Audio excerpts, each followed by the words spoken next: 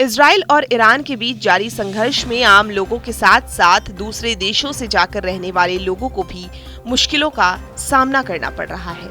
कई लोग ऐसे हैं जो रोजगार की तलाश में ईरान गए या फिर पढ़ाई के लिए। वहीं यूपी के मुरादाबाद में फाइजा को भी ईरान में मौजूद अपने परिवार की चिंता है। दरअसल मूल रूप से ईरान की रहने वाली फाइजा ने करीब 1 साल पहले अपनी शादी मुरादाबाद के युवक से की थी। अब छोलिया हो या लोबिया, सफेद चने या काले चने, सब कुछ मजेदार बने। और वो पूर्ण रूप से मुरादाबाद अपने पति दिवाकर के साथ रहती है, जो एक यूट्यूबर है और अपना कैफे संचालित करता है।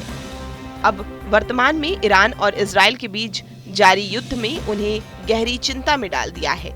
ईरान में रहने वाले उनके परिवार, जिसमें उनके माता पिता, भाई भाभी, बहन से पिछले कई दिनों से संपर्क टूट चुका है और कभी कभी संपर्क हो भी जाता है तो ठीक से बातचीत नहीं हो पाती। फाइजा बताती हैं कि उनका परिवार ईरान के हमदान क्षेत्र में रहता है, जहां हालात लगातार बिगड़ते जा रहे हैं।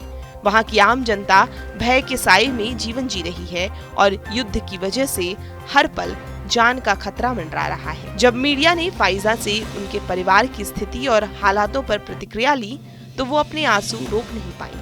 उन्होंने भावुक होकर बताया कि कई दिनों से अपने घर वालों की आवाज तक सुनने को नहीं मिली है। ये पीड़ा उनके चेहरे पर साफ झलक रही थी। उन्होंने ये भी कहा कि वो भारत सरकार से गुजारिश करती हैं कि इस युद्ध को थमाने के लिए कोई ठोस पहल की जाए। खास तौर पर प्रधानमंत्री नरेंद्र मोदी से उनकी अपील है कि वो दोनों देशों के नेताओं से संवाद कर शांति स्थापित करने की दिशा में कदम उठाएं। फाइजा को विश्वास है कि अगर मोदी जैसे प्रभावशाली नेता मध्यस्थता करें तो युद्ध को रोका जा सकता है और बेकसूर लोगों की जान बचाई जा सकती है। Well, all in all, if I want to say, the situation is not good in Iran. Every country somehow they are suffering, and every people are suffering from the different mental pressures for sure. And well, the thing is that now even the social media is not. The general status of connection is not that much good. Even the people cannot, all the people cannot use the social media because of the probable cyber attacks.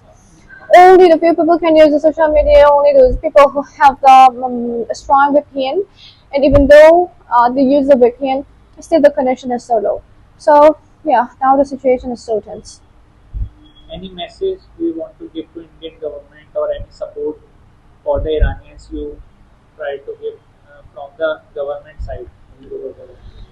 Well, India is a friend country, and I myself really do respect Prime Minister Modi, especially, and I want that Prime Minister Modi,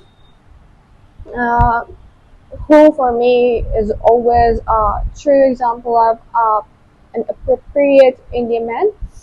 I really want that he do intervene in the situation that now we are confronting, and he convinced the two sides not to continue the war. And yeah, this is the true time to do such thing. Please take action in this thing. Thank you.